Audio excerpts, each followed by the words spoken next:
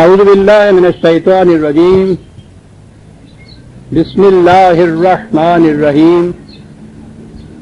عزیزان من، آج اپریل 1979 کی 27 تاریخ ہے. درس قرآن کریم کا آغاز تو سورہ العنکبوت کی آیت 16 سے ہونا چاہیے تھا، لیکن آپ کو یاد ہے کہ پچھلے 2 درسوں میں ہمارے زیر نظر حضرت ابراہیم علیہ السلام کا اسوہ حسنہ آیا ہے. دونوں کڑیاں ان درسوں کی اسی داستان جلیلہ کی نظر ہوئی اور ابھی وہ سلسلہ ختم نہیں ہوا. آج بھی اسی سلسلے کی تیسری کڑی ہمارے سامنے آئے گی. بات یہاں تک پہنچ چکی تھی کہ حضرت ابراہیم علیہ السلام اپنے وطن بابل سے ہجرت کر کے شام اور فلسطین کی وادیوں میں بلکہ سبزہ زاروں میں آ گئے. وہاں قرآن کریم کے بیان کے مطابق انہیں ملک عظیم عطا ہوا. حضرت اسماعیل علیہ السلام اس زمانے کے رواج کے مطابق وہ اس کے بادشاہت کے وارث ہونے تھے، یعنی اس ملک عظیم کے. اسے بادشاہت تو نہیں ہم کہہ سکتے. حضرت اسحاق علیہ السلام چھوٹے بیٹے تھے، اور آپ کو یاد ہے کہ اللہ تعالیٰ نے حضرت ابراہیم سے کہا کہ یہ وقتی قربانی جو تمہارے ذہن میں ہے یہ تو ابھی ختم ہو جانے والی بات ہے. ہم نے ابراہیم کو ایک بڑی لمبی عظیم قربانی کے لیے بچا لیا ہے، اور وہ اس عظیم قربانی کا ذکر اب ہوتا ہے. حضرت ابراہیم علیہ السلام کے زمانے تک ابتدائی دور تھا انسانوں کا. ابھی ان کے ذہن میں پہلے عالمگیریت یا انسانیت یا ہیومینٹی ایٹ لارج جسے آپ کہتے ہیں، یونیورسلزم جسے آپ کہتے ہیں، ابھی اس دور کے انسانوں کے ذہن میں یہ چیز نہیں آئی. محدود ملکوں میں پہلے وہ خاندانوں میں، پھر قبیلوں میں، پھر زیادہ سے زیادہ قومیت کے اندر وہ بٹے ہوئے تھے. تو دین بھی اس وقت تک قوموں کی طرف ہی، قومیت کے دائروں میں ہی محدود ہوتا تھا. قرآن کریم نے حضرت نوح، حضرت صالح، حضرت ہود علیہ السلام کے متعلق یہی کہا کہ وہ اپنی قوم کی طرف آئے. تو وہ قوم ہی کی طرف تھا اس زمانے تک دین. لیکن دین نے تو قیامت تک کے لیے ضابطۂ حیات رہنا تھا انسانوں کا، اس لیے اب یہ وہ قومی حدود سے آگے بڑھ کر انسانیت تک آیا. اور یہ ہے وہ حضرت ابراہیم علیہ السلام کی امتیازی خصوصیت کہ ان کے دور میں ابتدا ہوئی ہے دین کی قومیت کے دائروں سے نکل کر عالمگیر انسانیت کی طرف بڑھنے کے لیے. یہ تو نہیں تھا کہ اسی زمانے میں اس میں یونیورسلزم آ جاتی، عالمگیر انسانیت آ جاتی، لیکن بنیاد رکھی گئی اس کی، اور اس بنیاد کی فطرت کا پروگرام تھا. یہ خود ان کا اپنا فیصلہ نہیں تھا، یہ خدا کا فیصلہ تھا. اور خدا کا فیصلہ وہ تو بہت دور تک دیکھ کے فیصلے کیا کرتا ہے نا. اس کے نزدیک یہ آج اور کل اس کی تو کوئی امتیاز ہی نہیں ہے، اس میں کوئی تفریق ہی نہیں ہے. اس کے لیے تو فیوچر جسے آپ کہتے ہیں وہ پریزنٹ ہی ہوتا ہے. تو یہ کہ عالمگیر انسانیت کے لیے جب یہ دین بننا تھا تو اس کا ایک مرکز محسوس ہونا چاہیے تھا. اب اس محسوس مرکز کے لیے جہاں تھے حضرت ابراہیم علیہ السلام وہاں بھی یہ مرکز قائم ہو سکتا تھا. لیکن حضرت ابراہیم علیہ السلام کی ذریت جو آگے چل رہی تھی حضرت اسحاق علیہ السلام سے، وہ تو بنی اسرائیل تھے، اور بنی اسرائیل کا ہی سلسلہ چلا آیا ہے حضرت عیسیٰ علیہ السلام تک. تو وہ دین قومی رہا تھا، وہ یہودیوں کا تھا، بنی اسرائیل کا تھا. اور اسے جب عالمگیریت حاصل ہونی تھی تو اس میں پروگرام یہ ہوا فطرت کا، اللہ تعالیٰ کی مشیت کا، کہ وہ جو دوسری شاخ تھی حضرت ابراہیم علیہ السلام کی اسماعیلی شاخ، یہ عالمگیریت جو ہے اس شاخ کے ہاتھوں عمل میں آئے. اور یہی بات ہے کہ شاخ اسماعیلی میں سب سے پہلے اور آخری رسول نبی اکرم صلی اللہ علیہ وسلم مبعوث ہوئے. تو وہ جو بنیاد رکھی گئی تھی کعبے کی حضرت ابراہیم کے ہاتھوں، اس کی عملی شکل اتنا عرصہ بعد جا کر جب وہ نبوت اور حکومت بھی بنی اسرائیل کی طرف سے منتقل ہوئی ہے ادھر بنی اسماعیل کی طرف، تو نبی اکرم صلی اللہ علیہ وسلم ان کے ہاتھوں عملاً تشکیل پایا وہ نظام کے جو عالمگیر انسانیت کا نظام تھا، کسی ایک قوم کا نظام نہیں تھا۔ یہاں آنے کے بعد خدا نے رب العالمین تو وہ پہلے دن سے خدا تھا، عملاً رحمت للعالمینی جو تھی اور کتاب کی ذکر للعالمین جو تھا، کسی قوم کی طرف نہیں، پوری نوع انسانی کے لیے، وہ نبی اکرم صلی اللہ علیہ وسلم کے عہد مبارک میں ہی وہ چیز اس کا آغاز ہوا۔ تو جس کا آغاز یہاں آ کے ہونا تھا اس کی بنیاد رکھی جا رہی ہے حضرت ابراہیم علیہ السلام کے ہاتھوں اور حضرت اسماعیل علیہ السلام کے ہاتھوں،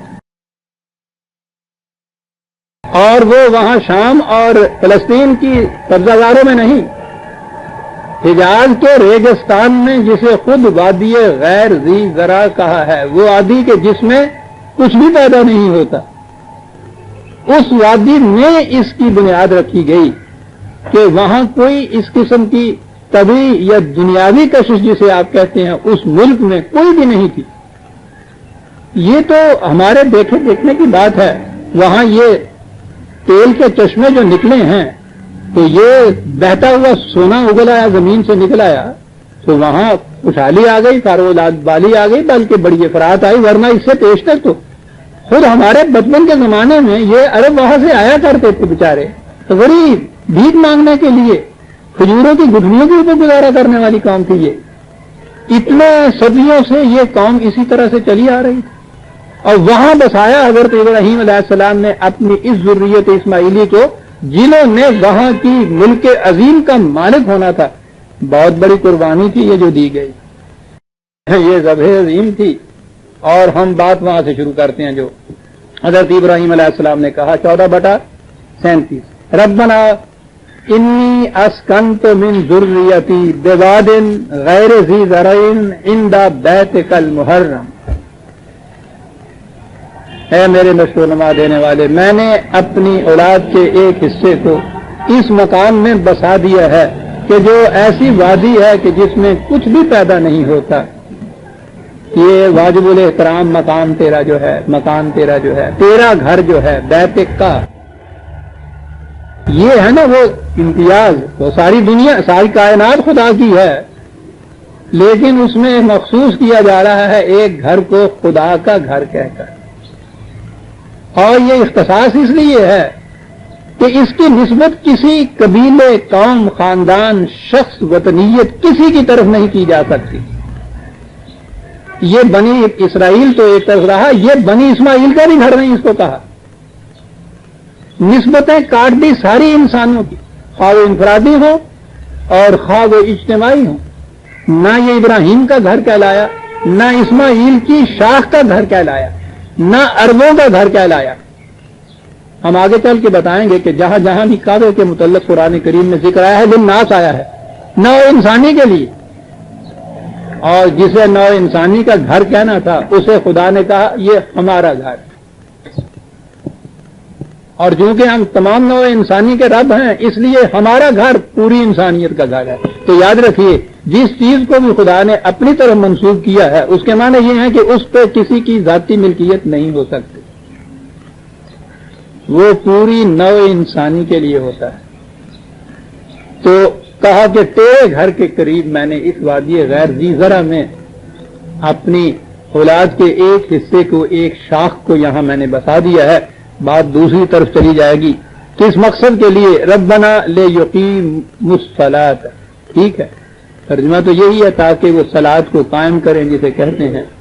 میں نے آپ سے عرض کیا تھا کہ یہ الصلاۃ جو ہے یہ دین کا پورا نظام ہے حقیقت میں، اس کی سمٹی ہوئی شکل ہے جسے ہم نماز کہتے ہیں حقیقت میں۔ ورنہ آپ سوچئے کہ شام اور فلسطین کی وادیوں سے، خوشگوار سبزہ سے ایک حصہ منتقل کیا جاتا ہے، وادی غیر ذی زرع میں اس کو بسایا جاتا ہے۔ اتنا اہم کام جس کے لیے خدا نے کہا کہ ہم نے ابراہیم کو بچا لیا اس قربانی کے لیے، اگر اس کے معنی یہ کیے جائے کہ تاکہ یا اللہ یہ تیری نماز پڑھ سکیں، تو یہ وہاں نہیں نماز پڑھ سکتے تھے۔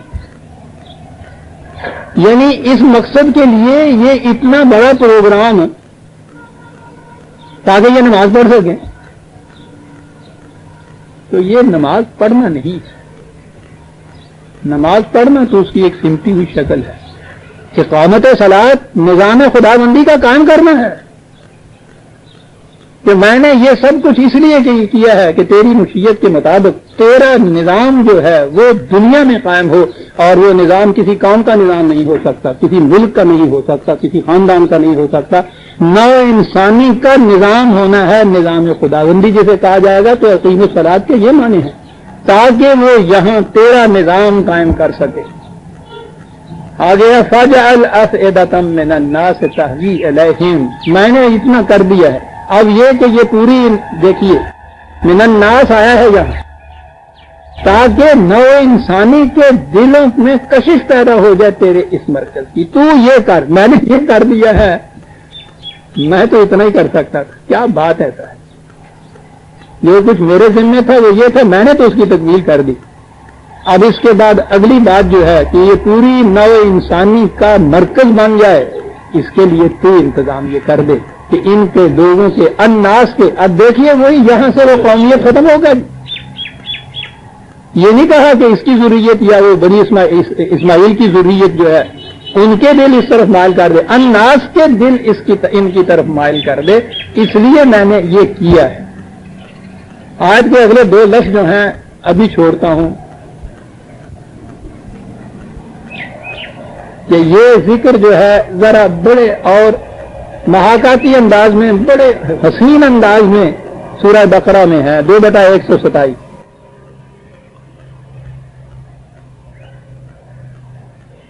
قرآن اس انداز میں بات کر رہا ہے کہ جیسے صبح نور کے تڑکے دن روشن ہونے سے بھی پہلے اس وادی غیر ذی زرع میں کھجوروں کے جھنڈ کے کنارے ایک نبی اینٹ اور گارا لا رہا ہے اسماعیل علیہ السلام, دوسرا اولو العزم نبی حضرت ابراہیم علیہ السلام دیواریں کھڑی کر رہے ہیں.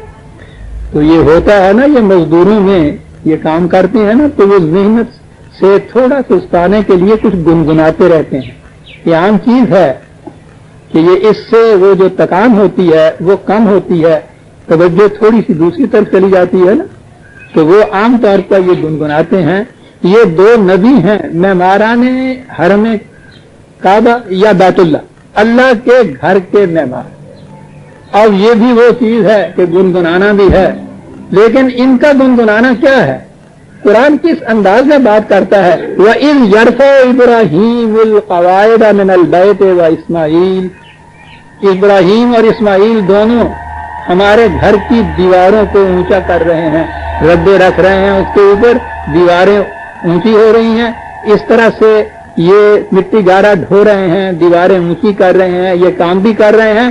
اور لب پر یہ حسین تمنائیں اور دعائیں ہیں, وہ گنگناہٹ کی جگہ تو گیت نہیں ہے کسی قسم کا, حسین دعائیں ہیں. اور وہ یہ کہ ربنا تقبل منا, یہ ہوئی نا بات. اے ہمارے پروردگار, تیرے ارشاد کے مطابق ہم نے یہ کیا ہے. اب ہمیں معلوم نہیں ہے کہ تیرے نقشے کے مطابق ہم اس کو کر سکے ہیں یا نہیں کر سکے. ہم جو کر سکتے تھے بڑے خلوص سے یہ کر دیا, تیری بارگاہ میں یہ نذرانہ پیش کیا ہوا ہے, ہمارے پروردگار اسے قبول فرمانا. کیا دعائیں ہیں, تقبل منا انکا انت السمیع العلیم. جو زبان سے ہم کہہ رہے ہیں تو سننے وہ بھی سننے والا ہے, لیکن اس کے بعد تو دلوں کے حالات کو بھی جانتا ہے کہ یہ نذرانہ ہم کس خلوص کے ساتھ پیش کر رہے ہیں تیری بارگاہ میں. ربنا واجعلنا مسلمین لک, اس کے معاوضے میں ہم کیا چاہتے ہیں تم سے, مزدوری کیا مانگتے ہیں؟ صرف اتنا, ہمیں ایسا بنا دے کہ ہم صرف تیرے قوانین کے سامنے جھکے, دنیا میں کسی قوت کے سامنے نہ جھکیں. کیا حسین دعائیں. ابھی کعبے کی تکمیل بھی نہیں ہوئی ہے, وہ زیر تکمیل ہے, اور یہ دعائیں مانگی چلی جا رہی ہیں. ربنا واجعلنا مسلمین لک ومن ذریتنا امۃ مسلمۃ. اپنے لیے ہم نہیں چاہتے, ہماری اولاد بھی جو آگے آئے اس کو بھی ایسا بنا دے کہ وہ تیرے ہی سامنے جھکے, دنیا میں کسی اور کے سامنے نہ جھکے. دعا کی انتہا ہے, کچھ نہیں اور مانگا جا رہا. وارنا مناسکنا, زندگی کے طور طریقے ہم کو سکھا دے کہ ہم کیسے رہیں اس دنیا کے اندر. یہ بھی ہے توبہ لینا. کہیں ہم سے لغزش ہو جائے تو ہم سے منہ موڑ کے نہ چل دینا, یوں ناراض نہ ہو جانا. تو جو اپنی قائم رکھنا. ہم انسان ہیں, لغزش ہو سکتی ہے, صاحب ہو سکتا ہے, خطا ہو سکتی ہے. تیرا دل تو بہت بڑا ہے, تو بڑا ظرف واقع ہوا ہے. اس لیے ایسی باتوں کے اوپر توبہ لانا عجیب لفظ ہے. یہ کہنا کہ ہم سے بے رخی نہ برتنا, منہ موڑ کے نہ چل دینا ہمارے طرف, توجہ اسی طرف رکھنا. انکا انت التواب الرحیم. قرآن کریم نے انسانوں کے متعلق تو کہا ہے وہ تائب ہوتا ہے, یعنی جب بھی کبھی دوسری طرف اس کا قدم اٹھ جاتا ہے, رخ دوسری طرف ہو جاتا ہے, جب بھی احساس ہوتا ہے تو وہ پلٹ کے ہماری طرف آتا ہے. اور دیکھیے قرآن کا انداز کہ وہ ایک قدم ہماری طرف پلٹ کر آتا ہے, ہم 2 قدم اس کی طرف پلٹ کر جاتے ہیں. تائب اور تواب میں عربی قاعدے کی روح سے یہ فرق ہے. یہ زبان ہی عجیب ہے. اور پھر یہ ہے نا خدا جچد ہے نا رب ہونا ہے نا, جی جفا پا لینا کہ تو بندے کوئی بات نہیں, لغزش تجھ سے ہو گئی ہے, ندامت ہے, احساس ہے, شرم ہے, خطرات انفعال ہیں تمہاری پیشانی کے اوپر, تو آ تو صحیح. اور پھر دیکھ تو ایک قدم آ, ہم 2 قدم تیری طرف بڑھ کے جائیں گے. اور اس لیے کہ ہم تو رحیم واقع ہوئے, ہم نے تو تمہاری نشو و نما کرنی. وہ ماں جو پہلے بچے کو ایک تھپڑ مارتی ہے اور اس کے بعد جھٹ سے گلے کے ساتھ لگا لیتی ہے, یہ ہے وہ چیز. وہ تھپڑ مارنا بھی بجا ہوتا ہے, غیر صرف تھپڑ مارتا ہے, ماں تھپڑ کے بعد کلیجے سے لگا لیتی ہے. تواب الرحیم. اور اتنا ہی نہیں, پروردگار اب نظر آتا ہے کہ حضرت ابراہیم علیہ السلام کو بتا دیا گیا تھا کہ غایت اور منتہا کیا ہے اس جگہ تعمیر کعبہ کی. ربنا وابعث فیہم رسولا منہم یتلو علیہم آیاتک ویعلمہم الکتاب والحکمہ ویزکیہم انک انت العزیز الحکیم. اے نشو و نما دینے والے, اس ذریت میں آخر الامر پھر ان میں سے وہ نبی پیدا کر. تو نظر آتا ہے کہ حضرت ابراہیم کو بتا دیا گیا تھا کہ اس پروگرام کی آخری کڑی کیا ہوگی. وہ ان میں سے وہ رسول پیدا کر کہ جو اس قوم کو پورے قوانین کی تعلیم دے, ان کی غرض و غایت بتائے, ریشنلی ایکسپلین کرے ان چیزوں کو, اس طرح سے ان کی فکر کی, قلب کی, دماغ کی تطہیر کرے, اور اس خلوص کے ساتھ وہ امت تیری طرف آئے. اس لیے کہ تو جہاں قادر مطلق ہے, قوتوں کا مالک ہے, اس کے ساتھ تو حکیم بھی ہے. تو دھاندلی سے اپنی بات نہیں منوایا کرتا, تو دلائل و براہین کی روح سے وہ بات بناتا ہے. تیرے پروگرام میں غلبہ ہی نہیں ہے, تیرے پروگرام میں حکمت بھی ہے. اس لیے یہ دعائیں ہیں ان کے لب پر جب یہ کعبے کی دیواروں کو کھڑا کر رہے تھے. اور میں نے کہا تھا کہ وہاں بھی میں نے ایک اس دعا کا ٹکڑا چھوڑ دیا ہے, یہاں بھی وہ دعا ہے. اب نظر آ رہا ہے کہ پہلا گھر خدا کا دنیا کے بت قدے میں اس کی تعمیر ہو رہی ہے, 2 نبی تعمیر کر رہے ہیں, یہ دعائیں ان کے لبوں کے اوپر ہیں. اب ان دعاؤں میں, ان تمام تمناؤں میں, ان آرزوؤں میں کوئی دنیا والی بات کوئی نہیں آئی ہے. تو یہاں تو یہ ہوا نا کہ یہ سارا کچھ جو تھا وہی جو مگر کا تصور ہے ہمارے ہاں کہ وہ ٹھیک ہے جی یہ اللہ والوں کی باتیں ہیں, وہ بس یہی کچھ انہوں نے مانگا اس سے. یہ دین تھا عزیزان ایمان, یہ مذہب نہیں تھا, یہ تصوف نہیں تھا, یہ دین تھا. یہ دعائیں ہیں, ذہن میں رکھیے. خدا کا پہلا گھر دنیا کے متقدے میں 2 پیغمبر بنانے والے, تکمیل تک بھی ابھی نہیں پہنچا تو دعائیں کرنے والے. ان دعاؤں کے اندر یہ کچھ جو ہے میں نے آپ کے سامنے پیش کیا, یہ ساری دعائیں. اور ان دعاؤں کے ساتھ ہے ربنا وارزق اہلہ من السماء, یا اللہ ان کی روٹی کا بھی انتظام کر دینا. یہ ہے دین.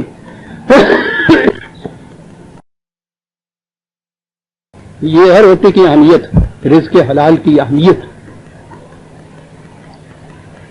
پھر دوہرا دوں کہ یہ دعا کون سی ہے اور کون سا وقت ہے اور کون مانگ رہے ہیں, کس سے مانگ رہے ہیں. ذہن میں آ گیا نا آپ کے. میں کہتا ہوں تاریخ انسانیت میں اس سے زیادہ مقدس وقت دعا کے لیے کوئی اور نہیں ہو سکتا تھا. کعبہ کے بن جانے کے بعد بھی وہاں جا کے آپ دعا مانگیں گے تو یہ بات نہیں ہوگی جو یہ یہاں کی بات تھی. پہلا گھر کوئی ابھی اور وہاں مسلم نہیں ہے، یہ دونوں معمار ہیں، باپ بیٹا محنت کر رہے ہیں، گھر بنا رہے ہیں، بنا بھی نہیں ہے، پیش کر رہے ہیں اور دعا مانگ رہے ہیں یہ ذریت کے متعلق، آنے والے نبی آخر الزمان کے متعلق یہ دعائیں مانگ رہے ہیں، اور درمیان میں کہہ رہے ہیں کہ مولا یہ سب ٹھیک ہے، ان کے لیے رزق حلال کا بھی انتظام کر دینا۔ ہاں یہ ہے دین عزیزہ۔ اس قسم کے قلب و نگاہ کی کامل توجہ کے زمانے میں بھی رزق حلال کا خیال نہیں امتناع ہوتا۔ یہ دعا ہے۔ یہ خصوصیت سے کیوں ہے؟ پہلی بات تو یہ ہے کہ دین میں رزق کو اس قدر اہمیت حاصل ہے۔ اہمیت کیوں ہے یہ دین کی، یہ خود ہی بتا دیا۔ وہ پھر میں آ گیا 14/37 سے، وَارْزُقْهُم مِّنَ الثَّمَرَاتِ، ان کے لیے رزق کا انتظام کر دینا۔ کاہے کے لیے؟ یہ کیوں رزق کا انتظام ہوتا ہے؟ مقصود بالذات ہے یہ، کھایا پیا اس کے بعد یوں گایا سو گئے، سو کے اٹھے پھر چائے کا وقت تھا وہ بھی، پھر اس کے بعد ٹہل لیا، پھر اس کے بعد آگے کام کو پھر کھا لیا، تو یہ مقصود بالذات ہو گیا نا۔ کہا یہ نہیں ہے، عزیزان ایمان قرآن ہے، کس وقت میں یہ دعا اس میں لکھی ہے، اس کو عام مذہب اور روحانیت سے الگ کر دیا، دین آ گیا۔ روٹی کی دعا ہو رہی ہے، وہی یہ بتایا ہے کہ یہ روٹی کہیں مقصود بالذات نہ سمجھ لی جائے۔ دو لفظوں میں کہا وَارْزُقْهُم مِّنَ الثَّمَرَاتِ لَعَلَّهُمْ يَشْكُرُونَ، تاکہ ان کی محنتیں بھرپور نتائج پیدا کرے۔ تو کھیڑیاں نہیں کر سکتی، اور یہ ان کا پیٹ بھرنا مقصود بالذات نہیں ہے کہ یہ پیٹ بھرنا ہے صرف، نہ، پیٹ اس لیے بھرا جائے کہ وہ جو ان کے ذمے کام لگایا گیا ہے اس کام کے نتائج بھرپور مرتب ہو، اس لیے میں روٹی کے لیے کہہ رہا ہوں۔ یہ ہے، اور عزیزان ایمان کو میں نے کہا ہے نا کہ اس کے ایک ایک لفظ پہ کھڑا ہونا چاہیے، آپ سوچنا چاہیے کہ یہ یہاں کیوں لایا ہے یہ لفظ۔ اور جو ترجمہ ہمارے یہاں ہو گیا اللہ ہم یشکرون، تاکہ تیرا شکر ادا کرے، چل یعنی مقصد ذہن سے نکل گیا، تیرا شکر ادا کرے، پھر کرے کیا؟ یا اللہ تیرا شکر الحمدللہ، بس یعنی یہاں فریضہ تو ہو گیا نا پورا۔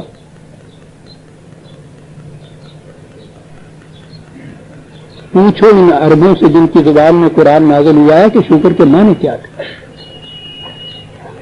بھرپور نتائج، اتنا بھرپور کہ جس بکری کے تھنوں سے چلتے ہوئے بھی دودھ ٹپکتا تھا، اتنا فراوانی سے دودھ آتا تھا اس کے اندر کہ وہ ٹپکتا چلا جاتا تھا، اس کو وہ شکر کہتے تھے۔ لعلہم یشکرون۔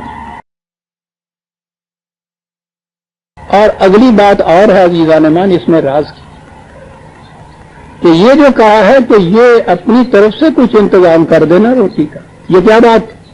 جہاں جہاں خدا کے نام پہ دنیا میں کچھ بنا ہے، وہ یہودیوں کا ہیکل ہو، عیسائیوں کا وہ گرجا ہو، ہندوؤں کا وہ مندر ہو، ہمارے ہاں کی خانقاہ ہو، مسجد ہو، وہاں جو بھی بیٹھتا ہے وہ روٹی لوگوں سے مانگ کے کھاتا ہے۔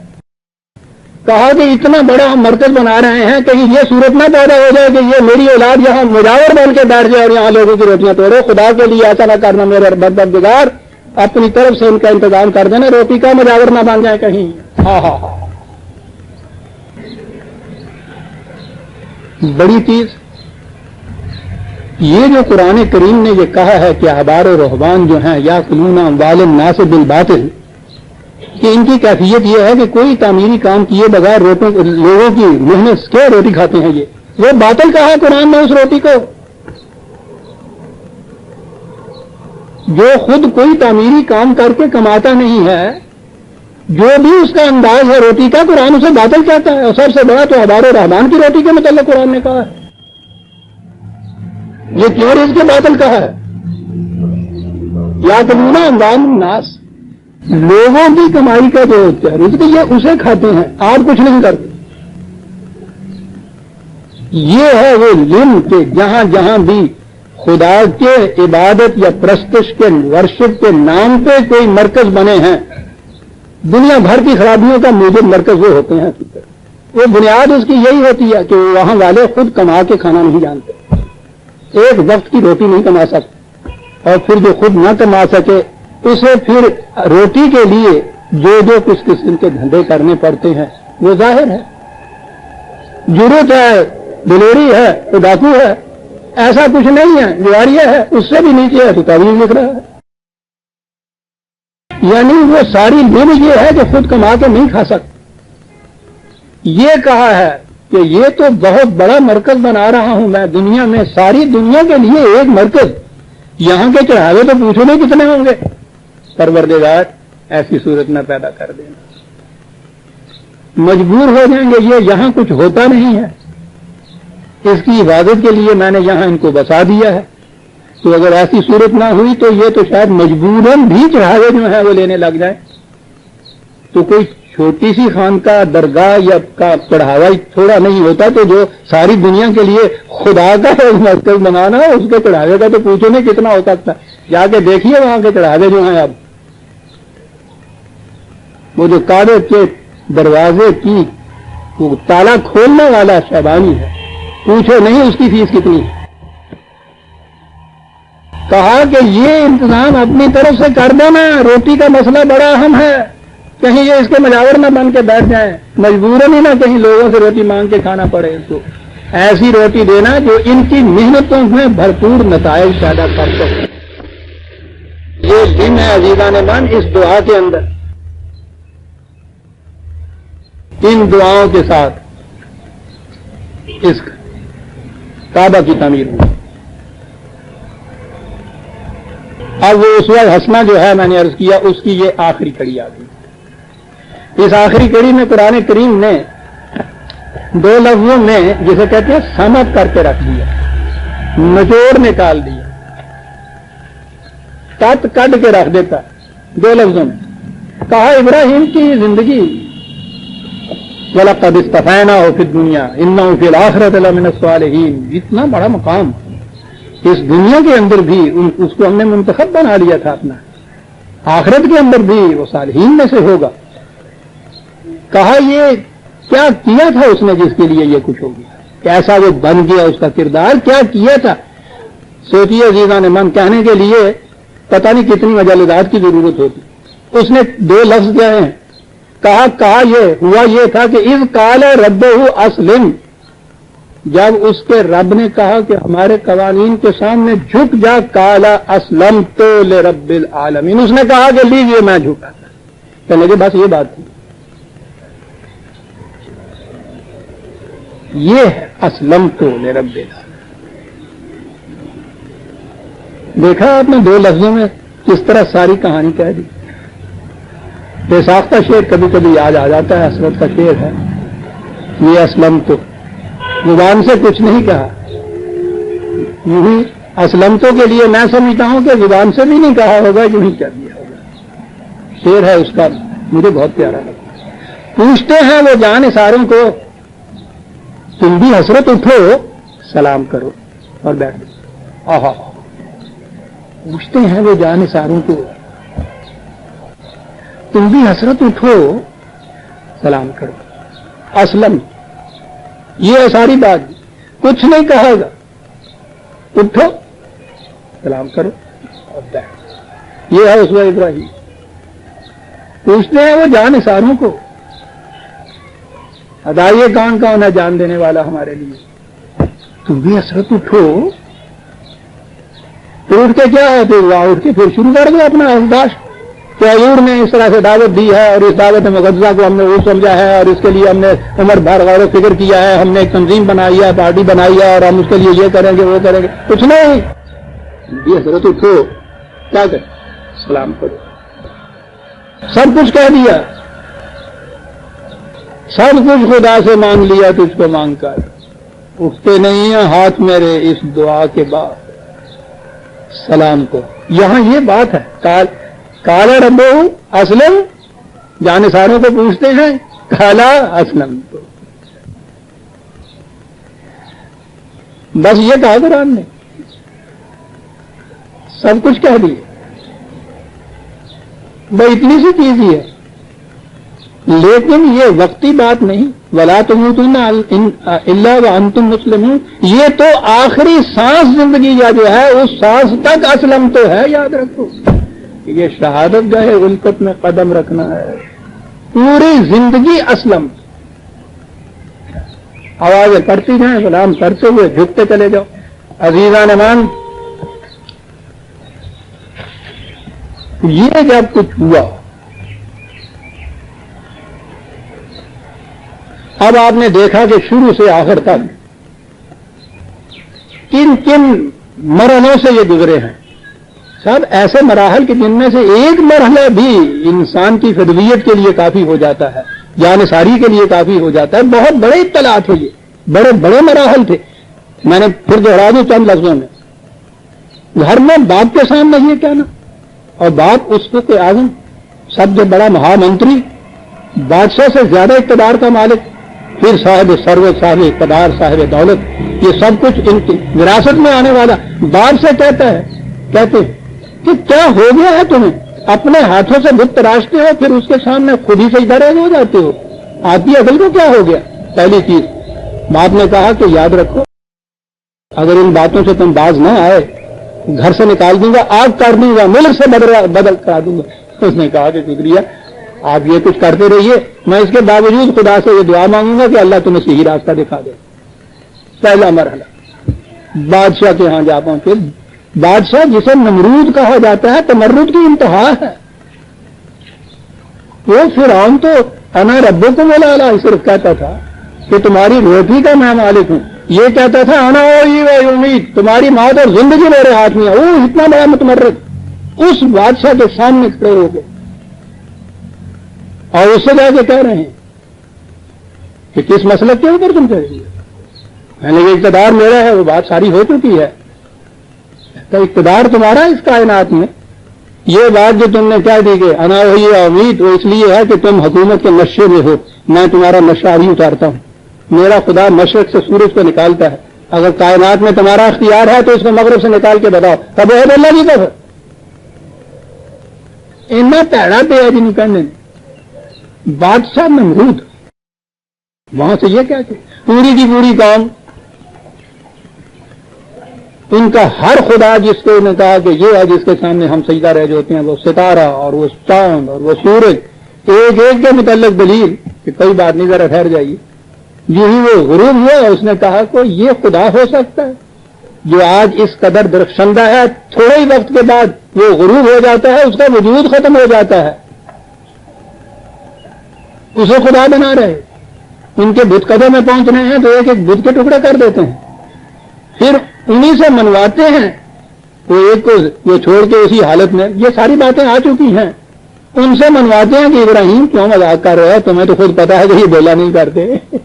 پوری قوم نے کہا کہ اچھا پکڑو اس کو، جلاؤ اس کو، آگ میں ڈالو اس کو، ملک چھوڑ دینا پڑا۔ یہاں آنے کے بعد اتنا چہیتا اللہ امی کا بیٹا اسماعیل علیہ السلام، ان کو وادی غیر ذی زرع میں بسا رہے ہیں، جہاں خود کہہ رہے ہیں کہ یہاں تو کچھ کھانے کو نہیں ملے گا اس انتظاروں کو، یہ سب کچھ کر رہے ہیں۔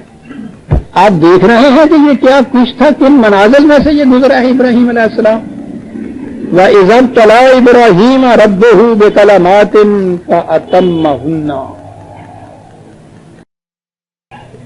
بڑی بڑی جان گزاد وادیوں میں سے گزرنا پڑا ابراہیم کو، لیکن ہر مرحلے میں یہ امتحان پہ پورا ہوتا ہے، اس کسوٹی کے اوپر پورا اترتا چلا گیا، ساری زندگی اس کی ہوئی، جب یہاں تک معاملہ پہنچ گیا کہ ہر مرحلے میں وہ اس کسوٹی کے اوپر پورا اترا۔ قال، ہم نے کہا انی جاعلک للناس امام، ابراہیم ہم نے تمہیں پوری انسانیت کے لیے لیڈر بنا کے بھیج دیا، امام بنا دی، انسانیت کے لیے امام، بڑی چیز ہے عزیزان، لیکن بڑی چیز ایسے تو نہیں مل جاتی۔ یہ اسوہ ابراہیمی، اب آپ نے سمجھا کیوں خدا اللہ تعالیٰ نے کہا ہے ساری انسانیت کے لیے یہ اسوہ ہے، ان مقامات میں سے گزرنا پڑتا ہے، پھر اس کے بعد کہیں یہ مقام آتا ہے۔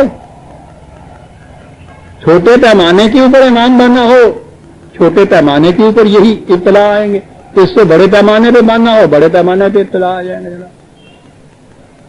لیکن ایک لیڈرشپ وہ بھی ہے جو آج کل ملتی ہے ہمارے، ان کو ملت ابراہیمی کو پکارنے والے. ہم تو سب ملت ابراہیمی والے ہیں نا جی. قرآن نے یہ کہا ملت ابیکم ابراہیم، تمہارے باپ ابراہیم کی ملت ہے جس کے اوپر تم جا رہے ہو. بات دوسری طرف چلی جائے گی.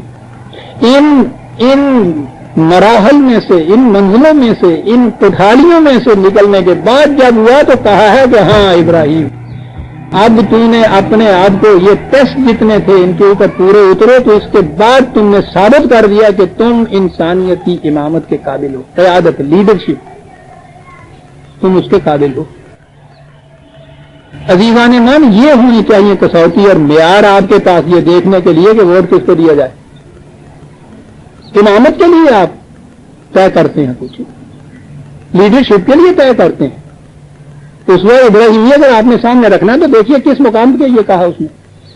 اب آگے ایک بات اور آتی ہے اور وہ بڑی اہم ہے. قال ومن ذریتی، کہا کہ میرے متعلق تو یہ کہہ دیا تو یہ میری اہل اولاد جو آگے ہے آ رہی، اس کے متعلق بھی تو کچھ وعدہ دے دیجئے. وہ تو بسایا تھا اپنی اولاد کو بھی یہاں آ کر.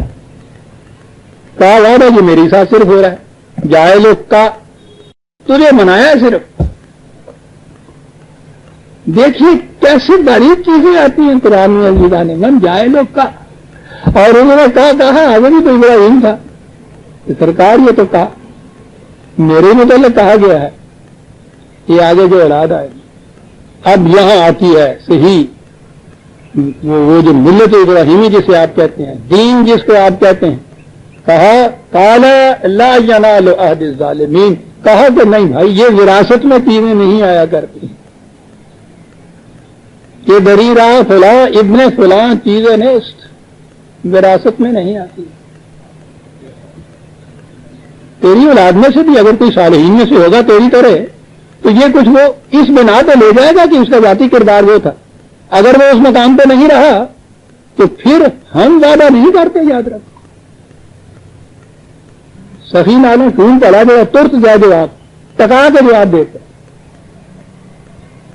اور اس کے بعد ساری دنیا میں عزیزان من، وہ دنیا داری ہو، دینداری آپ کے مفہوم کی ہو، ہر چیز وراثت میں چلی آ رہی.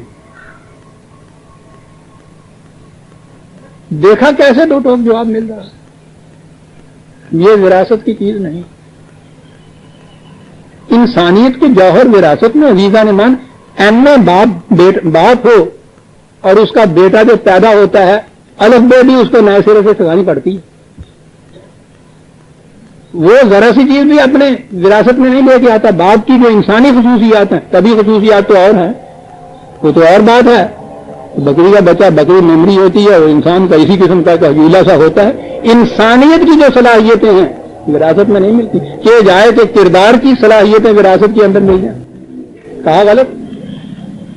میں ابراہیم کا بیٹا ہونا اس کو قابل نہیں بنا دے گا کہ جو کچھ ہم نے تمہارے لیے کہا وہ وراثتاً اس کے لیے آ جائے.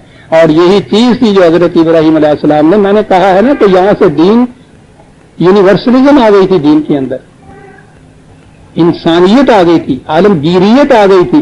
قومیت کا معیار پلٹ کے رکھ دیا حضرت ابراہیم علیہ السلام نے.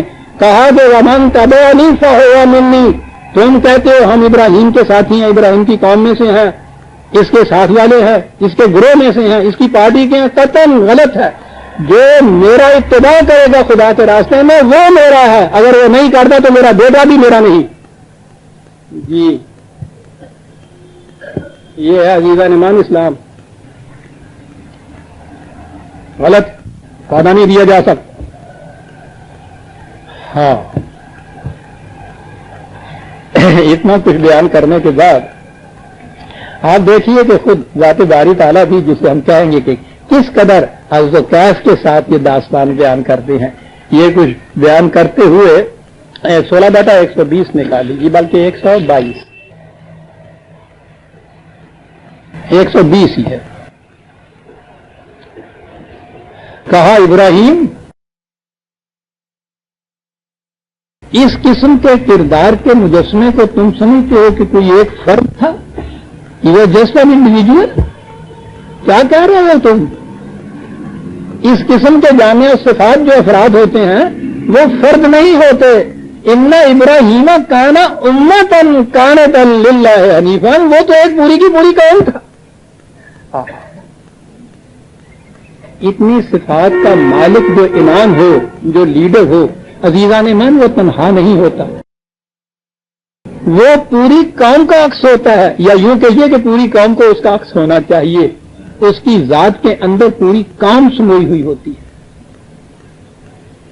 اس کے کردار کے عکس قوم کے افراد پہ پڑتے ہیں. کہا کہ ابراہیم کو تم ایک فرد سمجھ رہے ہو. کانا امتن کانتا للہ حنیفا، ساتھ ہی یہ بتا دی کہ وہ خصوصیات کیا تھی. یہی نہ سمجھ لو کہ ہم ذریت ابراہیمی میں سے ہیں، وہ سب کچھ آ گیا. قانتا للہ، قانت، کیا کیا لفظ ہیں قرآن کے عزیزان مان. ان کے ہاں یہاں بھی آپ نے دیکھا ہوگا، یہ پانی کی میونسپل کمیٹی کی پانی کی ٹینکی جاتی ہے نا، تو پیچھے اس کے چھیج ہوتے ہیں، وہ بند کر سکتے ہیں. جہاں وہ ضرورت ہوتی ہے نا چھڑکاؤ کرنے کی، وہاں اس کو کھولتے ہیں. بڑی ہوئی ہوتی ہے ٹینکی، چلی جا رہی ہوتی ہے، تو ایسے نظر آتا ہے کہ اس میں کچھ نہیں ہے، خالی ہے، چلی جا رہی ہے. بے ضرورت اس میں سے ایک قطرہ نہیں ٹپکتا. جہاں ضرورت ہوتی ہے پورے کا پورا منہ کھل جاتا ہے اس کا. یہ جو ہے ان کے ہاں یہ ٹینکیاں تو نہیں تھیں، مشکیزے ہوتے تھے. مشکیزے میں وہ پانی بھر لیتے تھے. وہ اس قسم کا مشکیزہ ہوتا تھا کہ جس کا سلا ہوا بھی ایسا ہو اور منہ اس طرح سے بند کیا جائے کہ ایک قطرہ پانی کا اس جگہ نہ ٹپکے جہاں ضرورت نہیں ہے اس کی. عربوں کے یہاں تو پھر پانی تو بہت ہی مدعی تھی. اور پھر جب وہ سفر میں جاتے تھے، اگر ان کا مشکیزہ ایسا ہو کہ وہ جیسے وہ چھڑکاؤ کرتا جا رہا تھا نا، تو اسکول کا لڑکا تھا، اس نے کہا تھا ڈرائیور کے، لگا تاری تیری ٹینکی تو چل رہی ہے، یہ سارا ہی پانی وائی جانا ہے. اگر ٹینکی ایسی ہو تو خود ہی وہ چوندی چوری آئے، تو جہاں ضرورت ہوتی ہے پانی کی اس وقت تک تو پانی ختم ہو جائے گا سارا. ان کے مشکیزوں میں سے اگر تھوڑا سا پانی بھی راستے میں ضائع ہو جائے تو وہ تو پوچھو نا قیامت آ جائے گی. یہ جو ہوتا تھا مشکیزہ، کہ جس میں بھرا ہوا پانی امانت کی طرح محفوظ رہے، لیکن جہاں ضرورت ہو وہاں وہ اپنا منہ کھول دے، اس کو کانتن کہتے تھے. کہا ابراہیم اتنی خصوصیات کا مالک بے جائے ذرا سی بات بھی وہاں ظاہر نہیں ہوتی تھی. جہاں ضرورت ہوتی تھی منہ کھول دیتا تھا. کانتن کاہے کے لیے منہ کھول دیتا تھا؟ للہ، اپنے لیے نہیں، خدا کے مقرر کیے ہوئے مقاصد کے لیے. جوہروں سے بھری ہوئی یہ ایک مشکیزہ کانت، جہاں ضرورت ہوتی تھی ارشاد خدا بندی ہوتا تھا، اس کا مقصد آتا تھا، اتنا وسیع ظرف کے منہ کھول دیتا تھا اپنا. یہ تھا ابراہیم. کانا امتن کانتا للہ حنیفا. اور خدا کے مقرر کیے ہوئے مقاصد کے سوا کوئی مقصد زندگی کا پاس نہیں. حنیفہ کہتے ہیں جن میں پنجابی کے نا ناقدی سے ترا جاتا ہے، یعنی ادھر ادھر وہ دیکھے ہی نہیں، اپنے مقصد کے اوپر اس کی نگاہ ہو اور سیدھا اس کی طرف جائے. اور کہا یہ بات تھی وَلَمْ يَكُ مِنَ الْمُشْرِكِينَ، وہ مشرک نہیں تھا. یہ بات نہیں تھی کہ بتوں کی پوجا نہیں کرتا تھا. یہ تو شرک بہت محسوس درجے کا ہے، یہ کوئی بات ہی نہیں. حنیفہ ہوتا ہے توحید والا، کوئی مقصد زندگی کا اور نہ ہو سوائے ان مقاصد کے جو خدا نے مقرر کیے ہوئے. کسی جگہ بھی اپنی صلاحیتوں کو صرف نہ کرے بجوز ان مقامات کے کہ جن کے لیے خدا نے کہا کہ یہ کر. یہ ہوتی ہے توحید. کہا وہ مشرک نہیں تھا. یاد رکھو. امتن کانتن للہ. کیا کہہ گیا اقبال، کیا کہہ گیا؟ بچشم کم مبی تنہائی امرا. میں تنہا بیٹھا ہوں، یہ نہ سمجھو کہ میں تنہا ہوں. بچشم کم مبی تنہائی امرا کہ من سب کارواں گل در کنارم. میرے آغوش میں تو پھولوں کے ہزاروں کارواں سمائے ہوئے ہیں، تم مجھے تنہا سمجھ رہے ہو. ابراہیم کے آغوش میں تو سینکڑوں کارواں گل سمائے ہوئے تھے. عزیزان ایمان، جب جا کے امامت کا مقام آتا ہے. اور یہ تھا وہ ملت ابراہیمی جس کے لیے کہا ثم اوحینا الیک، اے رسول تیری طرف ہم یہ وحی کر رہے ہیں. اب نبی اکرم صلی اللہ علیہ وسلم سے مخاطب ہیں. یہ وہی ہے کہ ان اتبع ملت ابراہیم حنیف. اس ابراہیم کے مسلک کا اتباع کرو. حنیف تھا، ما کان من المشرکین، مشرکین میں سے نہیں. اس ملت کا اتباع کرو. ابراہیم کے نام لینے والے یہیں پھر آ گیا اقبال. پتچے گوئے مت سے مسلمان نامسلمان، مسلمان نامسلمان. اس مسلمان کے متعلق میں کیا کہوں؟ مسلمان کہتا ہے اپنے آپ کو، حالانکہ نامسلمان. اس کے متعلق اس کے سوا کیا کہوں؟ جز ہی کے پورے خلیلس تو اس کے سوا کہ ابراہیم کا بیٹا تو یہ ہے، وہ آزری کردہ اور بت پرستی کر رہا ہے. اور یہ جو پھر اوپر اس کے ان کے نام لینے والا مہنت اور مجاور ہیں، بڑے بڑے آپ کے ہاں کے یہ ملت ابراہیمی کے حنیفن کے مدعی ہیں، ان کے متعلق جو کچھ کہہ گیا عزیزان من، وہ تو نظر آتا ہے کہ آج بھی غالباً وہ شخص زندہ تھا کہنے والا. کیا نگاہ تھی اس کی، اس کے دور میں بھی یہی ہوتا تھا. صاحب بڑے غور سے سننے کی بات ہے جو کچھ وہ کہہ گیا. پسرا گفت پیے فرقہ بازے، یہ جو فرقہ دارانہ مذہبی پیشوائیت ہے ہمارے ہاں کی، یہ بڑے بڑے فقیہ بنے پھرتے ہیں. پیرے فرقہ بازے، پسرا گفت، بیٹے سے کہا بیٹا ادھر آؤ تمہیں کام کی بات بتاؤ. فرقہ کا سلامت رکھنا ہے نا، تو میری بات سمجھو. ترائی نقطہ باعد حرز جاں کرد، جو بات میں تمہیں کہہ رہا ہوں ان کہنے نا پہلے بند ہے، پکی طرح سے اس کو حرز جان بنا لو اپنی.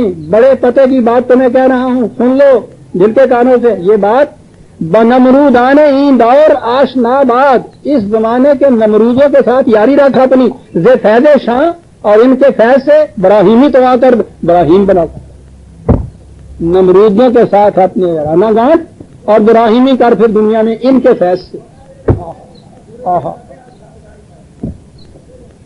بنمرودان این دور آشنا باد، اس دور کے نمرودوں کے ساتھ یارانہ قائم رکھ. زے فیض شاہ، یہ کیا شخص ہے یہ بھی کہنے والا. اور پھر ان کے نظر عاطفت سے اور جو کچھ ان کی طرف سے ملتا ہے اس کے زور پر براہیمی کما کر دنیا میں مشہور تھا. ملت ابراہیمی کے سب سے بڑے دعوے دار. قرآن نے پتہ کیا کہا تھا؟ یہ جو کہا تھا کہ اتباع کرو ملت ابراہیمی کی، اس کے لیے ایک اور لفظ بھی تھا، وہی ہے وہ یہاں اتباع کا ہے 2/125. ان سے یہ کہا تھا اتباع کرو ملت ابراہیمی. وَاتَّخِذُوا مِن مَقَامِ إِبْرَاهِيمَ مُصَلَّى، سیدھی سی بات ہوگی، آسانی ہے. مقام ابراہیمی کو، یہ میں ترجمہ بتا رہا ہوں جو کیا جاتا ہے. مقام ابراہیمی کو مصلی بناؤ، 2/125. مقام ابراہیمی کو مصلی بناؤ، یعنی ابراہیم کو آپ نے دیکھ لیا نا کہ وہ پیدا ہوتے ہی گھر میں آنکھ کھولتے ہی کن مسائل مشکلات کی وادیوں میں سے وہ گزر کے یہاں تک پہنچے ہیں اور کہا ہے کہ ان کا اتباع کرو. اس کے بعد یہ کہا کہ اس کی ملت کا اتباع کرو. پھر کہا وَاتَّخِذُوا، حکم ہے یہ مقام ابراہیمی کو مصلی بناؤ. میں بتاؤں گا کہ قرآن کے الفاظ کے معنی کیا ہیں. میں عرض کر رہا ہوں کہ یہ جو ہے نا کہ جن کے متعلق کہا ہے بنمرودان ملت، یعنی پھر یہ ان چیزوں کے متعلق ہمارے ہاں عمل کیسے ہو رہا ہے. مقام ابراہیمی کو مصلی بناؤ. کعبے کے حریم میں جو باہر اس کے یہاں حتیم کعبہ کہا جاتا ہے، وہاں ایک مقام، ایک پتھر وہاں وہ رکھا ہوا.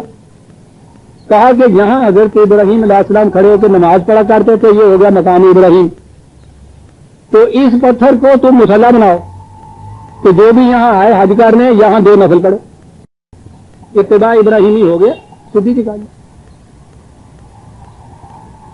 مقام ابراہیمی کو مصلی بنا لی. دیکھا آپ نے اتباع ہو رہا ہے، ملت ابراہیمی کی کارروائی ہو رہی ہے. مقام ابراہیمی کو مصلی بنایا جا رہا ہے، تو سب کچھ ہو رہا ہے. مطمئن نہیں ہے قرآن نے یہ کہا. یہ مقام کا لفظ تو آپ کے ہاں بھی ہے. مقام ابراہیم کیا تھا؟ بات صاف ہوگی. صاحب یہ لے آئیے نا، انسانیت میں مقام ابراہیمی کیا تھا؟ مقام ابراہیمی کو تم نے بنانا ہے، کیا بنانا ہے؟ اب اگر لفظ آ گیا مصلی، اور مصلی وہ ہمارے یہاں کا پنجابی والا مصلی، یہ تو شکر ہے کہ انہوں نے مصلی ہی کیا، جو مسلی کہہ لینے تو کی بگاڑ لینے انہوں نے سارے لاڑیے منڈے نہیں سمجھ سکتے کہ مسلی کی ہوتا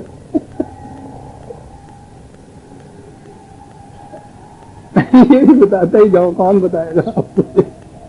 یہ جو لائل پور اور منٹ گمری کی بار کہلاتی ہے نا، یہ پہلے جنگلی علاقہ ہوتا تھا، تو اس کے بعد اس کو بسایا گیا، بڑی محنت کی گئی وہاں کی سب کچھ، تو وہاں کے کچھ لوگ وہ یہی یہ جس قسم کے چیکن کمار، یہ خانہ بدوش یا پرانے زمانے کے ان کے لوگ، وہ یوں ہی سمجھیے کہ وہ جیسے بس وہ مسلمان کچھ ہو ہی گئے، یہ ان کو اپنے میں سے نہیں سمجھتے تھے، شودر ہی سمجھتے تھے.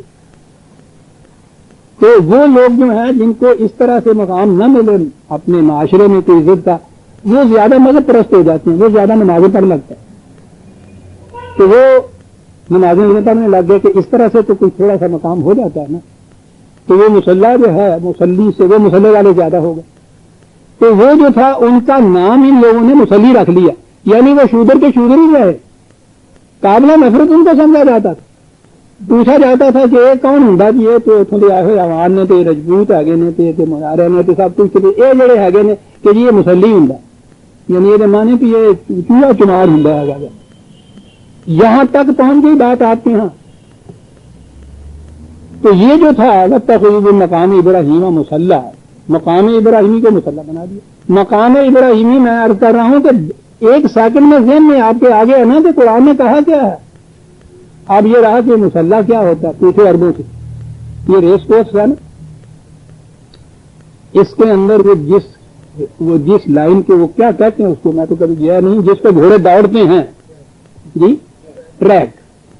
وہ جو گھوڑوں کا ٹریک ہوتا ہے، وہ ٹریک جو ہے وہ ہے جو ان کے ہاں مصلی کہلاتا تھا. وہ اس لیے کہ ان کے ہاں نمبر 1 گھوڑا جو تھا اس کے پیچھے دوسرے نمبر پہ جو گھوڑا اس طرح چلے کہ وہ ان کی کنوپیوں کے پیچھے پیچھے تو رہے، آگے نہ اس سے جائے، لیکن اس کے اور اس کے درمیان فاصلہ بھی نہ رہے. یہ جو دوسرے نمبر کا گھوڑا ان کے یہاں ہوتا تھا اسے وہ مصلی کہتے تھے، کہ خدا کا اتباع اس طرح کرنے والا کہ اس سے آگے تو نہیں بڑھتا لیکن اس میں اور اپنے اندر فاصلہ بھی نہیں رکھتا. سیدھا نے مان یہ عربی زبان، یہ قرآن کی زبان. کہا مقام ابراہیمی کو اپنی منزل رکھو، ریس کورس میں جا رہے ہو، اس ٹریک کے اوپر چلو اس طرح سے کہ یہ تو تمہارے سامنے ٹارگٹ تمہارا رہے، نصب العین یہ تمہارا رہے. یہ ٹھیک بات ہے کہ نبوت ہے اس کے پاس، اس نبوت میں تم نہیں پہنچ سکتے، اس سے تو پیچھے رہو، لیکن اتنا بھی پیچھے نہ ہٹ جاؤ کہ ابراہیمی اور تم میں فاصلہ درمیان میں آ جائے. یوں چلو جیسا 2 نمبر کا گھوڑا ریس کورس میں چلا کرتا ہے. وَاتَّخَذُوا مِن مَّقَامِ إِبْرَاهِيمَ مُصَلًّى. لیکن دین نظر میں جب بدلتا ہے تو بڑا آسان ہو جاتا ہے نا. پھر اب ذہن میں آیا کہ نبی اکرم صلی اللہ علیہ وسلم حضرت ابراہیم علیہ السلام، میں نے عرض کیا تھا ان دونوں شخصیتوں کے متعلق علیہ السلام، اللہ تعالیٰ نے کہا تھا کہ ان کی زندگی کو ہم نے اسوہ حسنہ بنایا، بہترین ماڈل بنایا ہے آپ کے لیے. اب آپ نے دیکھا کہ وہ ماڈل کس قسم کا ہے، اور پورا ماڈل کی پوری تفصیل خدا نے خود دے دی ہے نا. پورا خط و خال، پوری رنگینیاں بھی، رانائیاں بھی، جلال بھی، جمال بھی، سب کچھ اس کے اندر آ گیا ہے صاحب. اس قسم کا حسین ماڈل سامنے رکھ دیا تھا اور یہ کہا یہ تمہارے لیے ماڈل ہے. میں نے کہا تھا کہ میں بعد میں یہ عرض کروں گا کہ یہی ماڈل جب ہمارے ہاں کی مذہبی پیشواریت کے ہتھے چڑھ گیا، روایات میں یہ ماڈل آ گیا، تو اب دیکھیے ان کی روح سے ابراہیم کا ماڈل کیسا سامنے ہمارے آتا ہے. میں یہ عرض کر دوں کہ یہ روایات منسوب کی جاتی ہیں نبی اکرم صلی اللہ علیہ وسلم کی طرف. میرا مسلک یہ ہے کہ یہ حضور کی نہیں ہو سکتی، یہ وضعی ہیں، بنائی ہوئی ہیں بعد کی. ظلم یہ کیا ہے کہ وضع خود کی ہیں اور ان کی تقدیس قائم کرنے کے لیے انہیں منسوب کر دیا ہے حضور نبی اکرم صلی اللہ علیہ وسلم کی طرف. اور آپ دیکھیں گے کتنا بڑا ظلم کیا. 2 شخصیتیں ہیں جن کی زندگی کو اسوہ حسنہ بنایا. وہ بات ہمارے سامنے آ گئی تھی کہ حضرت ابراہیم علیہ السلام نے خدا سے یہ پوچھا تھا کہ کیسا تحیی الموتیٰ. بات میں نے پوری وضاحت سے سمجھا دی کہ ابراہیم علیہ السلام کو یہ اس میں شک نہیں تھا کہ خدا زندہ نہیں کر سکتا. خدا نے کہا تھا کہ ایمان ہے تمہارا یا نہیں؟ اس نے کہا بلا ایمان ہے ہمارا، میرا ایمان ہے کہ یہ تو ہو سکتا ہے. تو نے جو کہا میں تو پوچھتا یہ ہوں کہ طریقہ کیا ہے اس کا، تاکہ میں وہ طریقہ اختیار کروں کہ اسی سے یہ قوم زندہ ہو جو قوم مردہ ہے.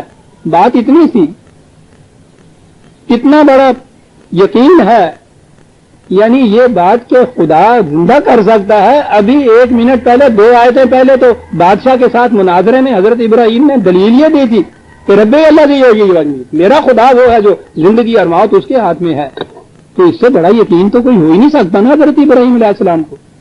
لیکن اب روایات کے اندر آئیے عزیزان من، اسوہ ابراہیمی کیا پیش کیا جا رہا ہے. بخاری کی روایت ہے کہ حضرت ابراہیم علیہ السلام، حضرت ابی ہریرہ رضی اللہ تعالیٰ عنہ نے فرمایا کہ رسول اللہ نے فرمایا ہے کہ ہم شک کرنے میں ابراہیم سے بھی زیادہ حق رکھتے ہیں جب انہوں نے کہا کہ اے میرے پروردگار مجھے دکھا تو مردوں کو کیسے زندہ کرتا ہے. جب ابراہیم نے یہ کہا تو اس نے شک کیا. ایک اتنے بڑے جلیل القدر نبی نے تو شک کیا، اور دوسرا ان سے بھی بڑا عظیم المرتبت نبی یہ کہہ رہا ہے کہ ہمیں ابراہیم سے بھی زیادہ حق حاصل ہے شک کرنے کا. معاذ اللہ معاذ اللہ. عزیزان من، اگر ان انبیاء کو بھی شک پیدا ہوتا ہے تو ہم یقین اس آسمان کے نیچے کہاں ڈھونڈنے جائیں گے. اور ان دونوں کی شخصیتوں کی علیہم السلام، ان شخصیتوں کو ہمارے لیے اسوہ حسنہ قرار دیا جا رہا ہے. ایک تو شک ہوا معاذ اللہ، دوسرے نے کہا ہم زیادہ حق رکھتے ہیں شک کرنے کا، اور ان دونوں کا اسوہ ہمارے لیے، تو ہمارا تو ایمان ہی کہیں نہیں رہ سکتا. عزیزان من بتائیے، میں کسی اور سے نہیں کہہ رہا، جس کے نزدیک حضرت ابراہیم علیہ السلام اور اس کے بعد حضور خاتم النبیین صلی اللہ علیہ وسلم کا ایک ایک نقش قدم جو ہے وہ ستاروں کی طرح جگمگا رہا ہے، انہی کے اوپر چلنے کے بعد ہم مقصد انسانیت کے اوپر پہنچ سکتے ہیں. ان کے متعلق میں کیسے مان لوں کہ یہ صحیح بات رسول اللہ نے فرمائی تھی. عزیزان مان، آپ تو کفر کہتے ہیں، مجھے پھانسی پہ لٹکا دیجئے، اپنے لیے یہ سب کچھ برداشت کروں گا. نبی اکرم صلی اللہ علیہ وسلم کے متعلق تو کبھی یہ چیز نہیں باور کر سکتا کہ آپ نے یہ کہی تھی. وہ تو پوری نوع انسانی کے لیے ماڈل ہے، اور زندگی تو یقین سے چلتی ہے.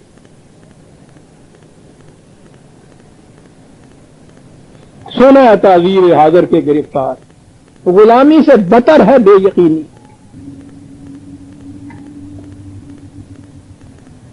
یہی پر معاملہ نہیں ختم ہو گیا. سوال پیدا ہوا کہ حضرت ابراہیم علیہ السلام انہوں نے شک کیسے کر دیا. اسی کے آگے ہے کہ حضرت ابن عباس نے فرمایا کہ ابراہیم نے یہ خود نہیں کیا تھا، شیطان نے ان کو وسوسہ دے دیا. چل لاؤ، یہ ان کی طرف سے ڈیفنس پیش کی جا رہی ہے.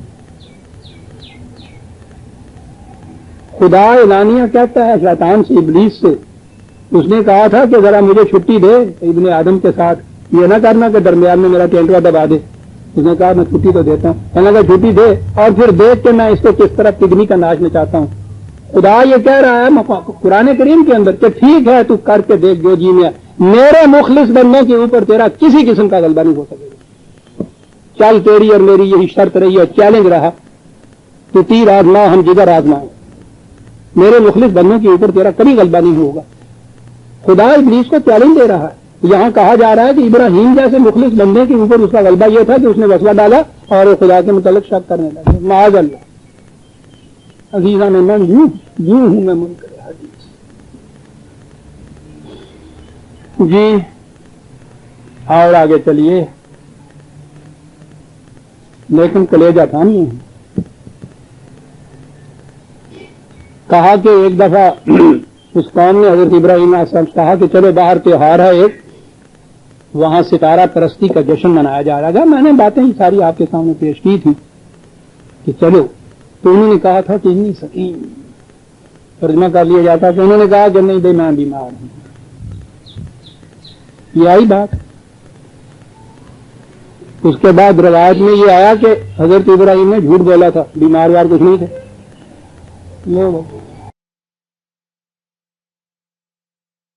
جھوٹ بولا تھا. تھوڑی سی عربی جاننے والا ذرا سا محاورے کے اندر جس کو آپ انگریزی میں کہتے ہیں کہ او نو آئی ایم سک آف یو، بیان ہی یہ چیز ہوتی ہے عربی زبان میں بیزار ہوں ان کو تمہارے معبودوں سے. خود ابراہیم علیہ السلام نے کہا انی براؤن منکم مما تعبدون، آئی ایم سک ہوتے ہیں. عربی محاورہ ہے. سکیم کہتے ہیں جس کو وہ کہتا ہے بیزار ہونا کسی چیز سے. بابا میں تمہارے معبودوں سے بیزار ہوں، جاؤ تم اپنے تہواروں کے اندر. میں تو تمہیں بتا چکا ہوں، میں ان کو مانتا ہی نہیں. سیدھی سی بات ہے. کہا نہیں. انہوں نے کہا تھا میں بیمار ہوں. اچھا جی اگر کہا بھی تھا تو ہو سکتا ہے کہ ہوئی بیمار، تو کہیں نہیں یہ بیمار وار کچھ نہیں تھے. یہ بھی بخاری کی حدیث ہے. اچھا جی ایک تو یہ ہو گئی. پھر انہوں نے جی اس بت کدے کے اندر جہاں توڑے تھے بت، اور اس کے وہ ایک بت جو بڑا تھا اس کو چھوڑ دیا تھا، اور انہوں نے آ کے پوچھا تھا کہ تم نے ایسا کیا ہے؟ تو کہا تھا کہ نہیں، یہ اپنی طرف سے کہ نہیں میں نے تو نہیں کیا، اس سے پوچھو. حالانکہ یہ بات نہیں کہ انہوں نے یہ کہا تھا. یہ واقعہ بھی میں نے آپ کے سامنے پیش کر دیا کہ انہوں نے یہ کہا تھا کہ اس کو تو تم قصے کے بعد میں لینا کہ کس نے کیا ہے. یہ تو ایک بڑا بت سلامت ہے نا، جس کے متعلق تمہارا دعویٰ یہ ہے کہ یہ غیر کی باتیں بھی بتایا کرتا ہے. تو اس کے سامنے یہ سب کچھ ہوا، تم اس سے کیوں نہیں پوچھتے کہ کیا ہوا ہے اور کس نے کیا ہے؟ تو اس پہ انہوں نے کہا تھا ایک طرف لے جا کے، قرآن میں یہ ہے کہ ابراہیم بابا کیوں ہمارے پیچھے پڑ گیا لوگوں کے سامنے، تجھے تو پتا ہے کہ بت نہیں بولا کرتے. تو اس پہ انہوں نے کہا تھا کہ لانا تھا تم پہ تمہارے رزق کے اوپر. یہ جانتے ہو اور لوگوں کو دھوکہ دیتے. بات یہ کہا. یہ دوسرا جھوٹ تھا کہ ابراہیم نے بولا. دو ہوگا. کہنے کے ایک تیسرا بھی بولا. تو یہ تیسرا کہاں بولا تھا؟ کہنے کے جب وہ آپ گئے ہیں ہجرت کر کے تو اپنی بیوی زوجہ محترمہ حضرت سارہ ساتھ تھی، تو مصر میں سے آپ گزرے. وہاں کا بادشاہ بڑا مستبد تھا. سنا یہ تھا کہ کوئی بھی اس راستے سے کوئی گزرتا ہے وہ اس کی بیوی کو پکڑ لیتا ہے بادشاہ، معاذ اللہ اپنی آسرانی کے لیے. انہیں وہاں پتہ چلا ان کا کیا کیا جائے. تو انہوں نے بیوی سے کہا کہ اگر ایسا ہو پکڑے تو تم سے پوچھیں تو کہہ دینا کہ میں تو بہن ہوں ان کی، بیوی نہیں. تو یہ انہوں نے کہا. یہ الگ بات ہے کہ اس کو بھی اس نے توڑا نہیں تھا. وہ تو اور کہانی ہے نا، افسانہ جو اس کے بعد ہے کہ اس نے اس وقت پکڑ لیا، ہاتھ بڑھایا تو ہاتھ پتھر کا ہو گیا، پیچھے ہٹایا تو پھر ٹھیک ہو گیا، پھر بڑھایا پھر پتھر کا ہو گیا. یعنی یہ کچھ بھی ہے ان کے بچے کی صورت. لیکن نہیں، جھوٹ بلوانا ضروری تھا کہ یہ کہنا کہ میں ان کی بیوی نہیں ہوں، میں ان کی بہن ہوں. تو بہن کو نہیں پکڑا کرتے. کہنے کے یہ تیسرا جھوٹ ہو گیا. اب بخاری شریف کے اندر یہ چیز موجود ہے کہ حضرت ابراہیم علیہ السلام نے 3 دفعہ جھوٹ بولا تھا. ایک اتنا بڑا نبی خدا کا جس کے لیے ویسے ضرورت بھی میں سمجھتا ہوں تو کوئی نہیں نبی کے متعلق، لیکن خاص طور پہ میں نے کہا نا صدیق النبی، یعنی صادق بھی نہیں ہے، صدیق کہا ہے خدا نے، جو کبھی جھوٹ نہ بولے، ہمیشہ سچ بولے. اور اگر یہ نہ بھی ہو تو عزیزان ایمان، یہ تو نبی کا سچے ہونے پر ایمان ہے ہمارا، جو ہم اس کو مانتے ہیں کہ اس کی طرف وہی آتی ہے، ورنہ وہی کی تو ثبوت ہی کوئی نہیں اور ہوتا. جب تک رسول کی صداقت پر ایمان نہ لایا جائے، اس کی نبوت پر ایمان لایا ہی نہیں جا سکتا، کہ اس کی اور دلیل ہی کوئی نہیں ہوتی. دلیل یہ ہوتی ہے وہ کہتا ہے خدا کی طرف سے مجھے نہیں ملتی، ہم کہتے ہیں تو سچ بولتا ہے بس. اور اگر نبی کے متعلق بھی یہ ہو جائے کہ وہ جھوٹ بول سکتا ہے تو پھر پتہ نہیں کن کن باتوں میں وہ جھوٹ بولتا. سوچیے نا، ایک نبی ابراہیم علیہ السلام جیسا 3 دفعہ جھوٹ بولتا ہے معاذ اللہ. رسول اللہ صلی اللہ علیہ وسلم جیسا نبی صادق وہ کہتا ہے کہ انہوں نے جھوٹ بولا تھا. یہ ان کی تائید کرتے ہیں بخاری شریف میں. ارے بھائی یہ کیا جھوٹ بولا؟ وہ پہلے دو جھوٹ تھے، پھر اس میں یہ ڈیفینس آئی. کہنے کہ وہ دو جھوٹ جو تھے وہ تو دین کی خاطر تھے نا. مجھے کہا تھا میں بیمار ہوں، میں نہیں وہاں جا سکتا، اور یہ کہ بدھ جو ہے میں نے نہیں چھوڑے، وہ دین کی خاطر تھا. بس ایک ہی ہے یہ آخری جو کہہ دیا کہ بیان کرو، تو وہ بھی بھائی ان کی عزت بچانے کے لیے تھا. سمجھے نا، یہ نظریہ ضرورت آ گیا نا اس میں. جیوان من یہ ڈیفینس پیش کی جاتی ہے. یہ جتنی بھی بخاری شریف کی شرحیں آگے لکھی ہوئی ہیں نا ان میں یہ، لیکن وہ جو کہتے ہیں نا کہ وہ دروغ گورا حافظانہ باشد، وہ چور کے کہیں نہ کہیں کوئی چیز کمی رہ جاتی ہے جس کو پکڑا جاتا ہے، اور کچھ نہیں ہے، تو پاؤں کا ہی نشان صحیح، کہیں ہاتھ کا ہی نشان لگ جاتا ہے. وہ جھوٹ کے پاؤں نہیں ہوتے. وہ بھی دین کی خاطر تھا. بہت اچھا جی، دین کی خاطر تھا، تو پھر تو آپ کو اس پہ فخر ہونا چاہیے نا کہ میں نے دین کی مدافعت میں، اور نہیں تو جھوٹ بھی میں نے بول دیا، دین کو بچا لیا. اسی بخاری شریف میں یہ بات ہے کہ قیامت میں یہ گناہ گار انسان جو جہنم کی طرف جانے والے ہوں گے، وہ مارے مارے پھریں گے اپنے سفارشی ڈھونڈنے کے لیے. ہے نا لاہور دی کچہری نقشہ، تو پتا ہے کہ اندر کیس پیش ہوا تو انہیں مسالہ ٹھوک دینی آگی ہے، تو باہر لگتا پھرتا ہے گا، کچھ نہ بھی کوئی ہے اندر جان والا، تو یہ ڈھونڈتے پھریں گے. بخاری شریف کی ہے یہ. حضرت ابراہیم علیہ السلام، حضرت آدم علیہ السلام سے شروع کرتے ہیں، ایک ایک نبی کے متعلق جاتے ہیں. وہ یہ کہتا ہے کہ بابا تم اپنی سفارش کے لیے کہتے ہو، میں تو خود اتنا بڑا گناہ گار ہوں کہ خدا کے ہاں جاتے ہوئے شرماتا ہوں. نبی وہ ایک ایک نبی کا گناتے ہوئے چلے جاتے ہیں. حضرت ابراہیم علیہ السلام کے متعلق آتے ہیں کہ آپ تو خدا کے منتخب کردہ مصطفیٰ اور مجتبی نبی ہیں، خلیل ہیں، آپ تو جائیے. مجھے چلا تو جاتا، لیکن میں نے وہ جو جھوٹ بول دیے ہے نا جی، اس کی وجہ سے مجھے شرم آتی ہے. نہیں بجائے اس کے کہ وہ فخر کرے کہ دین کی خاطر جھوٹ بولے، وہ کہتے ہیں خدا کے سامنے جاتے ہوئے مجھے شرم آتی ہے. یہ بھی بخاری شریف میں ہے. آپ دیکھ رہے ہیں یہ اسوہ جو ہے کیا پیش ہو رہا ہے. یقیناً ہر معقول آدمی کے ذہن میں یہ سوال ہوگا کہ بابا اتنی کھلی سی بات جو ہے، یہ بات نہیں کہ یہ پرویز صاحب نے یہ بتایا، اور ایک کتابوں کے اندر موجود 1300 سال سے یہ موجود چلی آ رہی ہیں ان بخاری شریف کے اندر.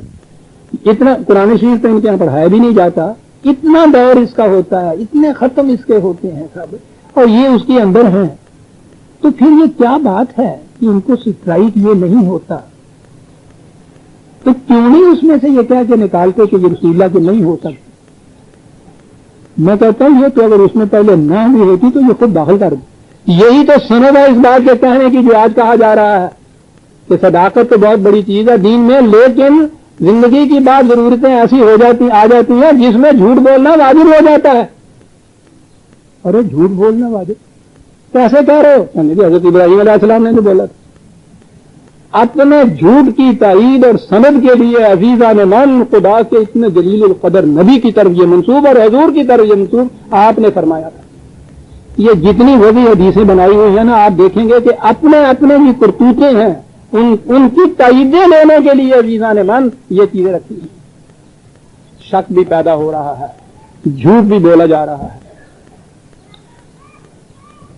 ہاں یہ اسوہ سنتے چلے جائے. یہ دیکھ لیا جی اسوہ ہے نا. درمیان میں ایک بات بڑی دلچسپ آتی ہے، وہ انہوں نے کہا نا کہ انہوں نے کہا کہ پکڑو اس کو اور جلاؤ اس کو اور آگ میں ڈال دو اس کو. وہ تو سیدھی سی بات قرآن نے خود کہا تھا کہ وہ آتش انتقام سی ان کی جس کو وہ اس طرح سے بھڑکا رہے تھے، اور ہم نے ان کی سازش کو کامیاب ہونے نہیں دیا. اس سے پہلے ہی ہم ابراہیم کو وہاں سے نکال کے لے گئے. قرآن کہہ رہا ہے، لیکن یہ اس میں تو کوئی مزے کی بات ہوئی نہیں.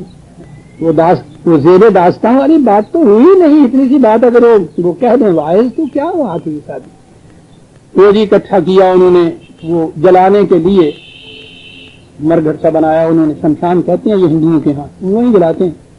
پتہ نہیں وہ غالباً جو آج کے میئر سے لیا جائے تو شاید 1 میل لمبا 1 میل چوڑا، پتہ نہیں آدھا میل اونچا، یعنی ایک آدمی کو جلانا ہے.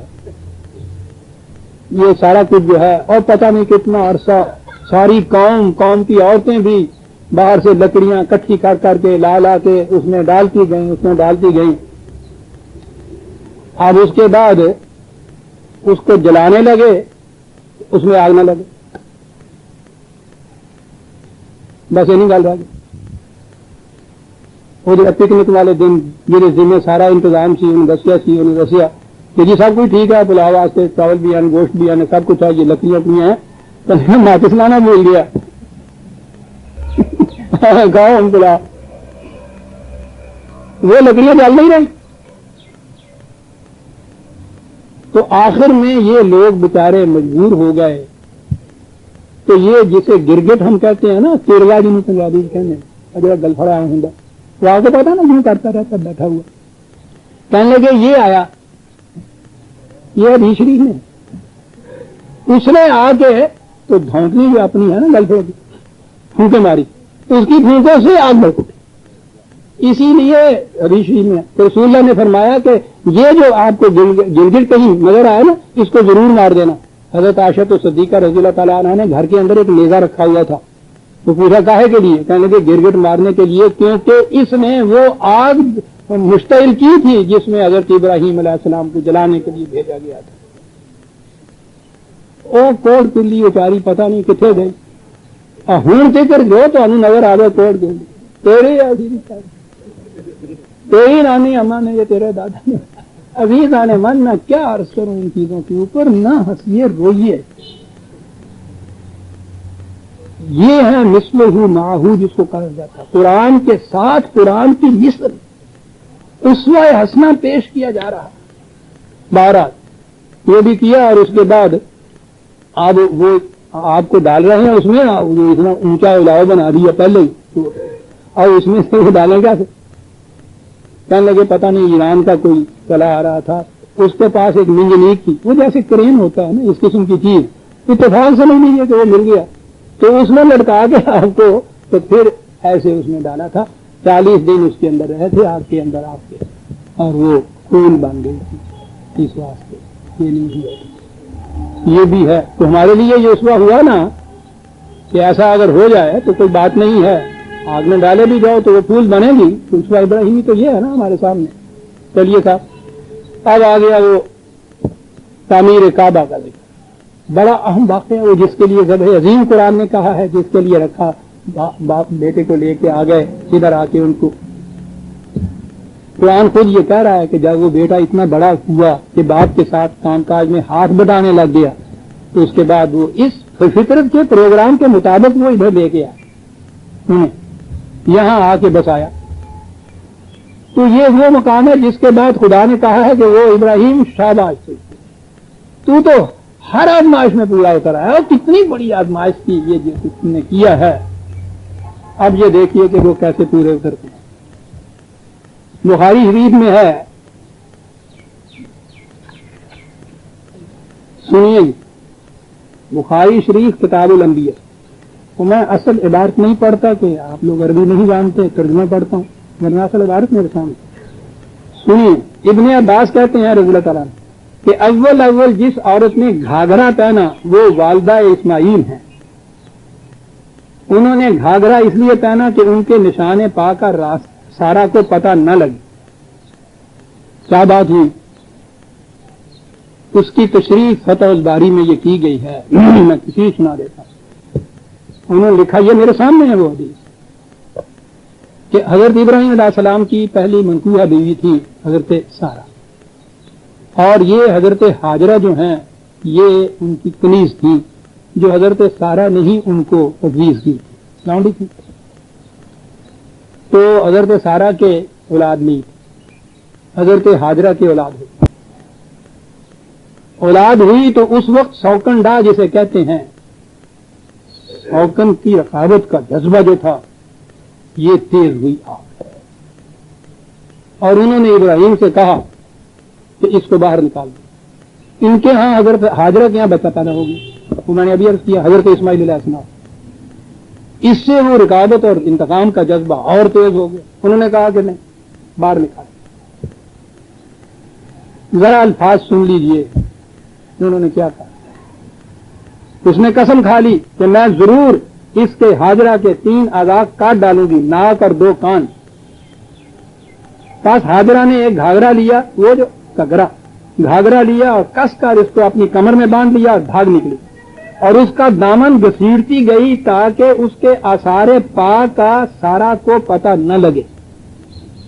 آپ نے دیکھا ٹیکنیک؟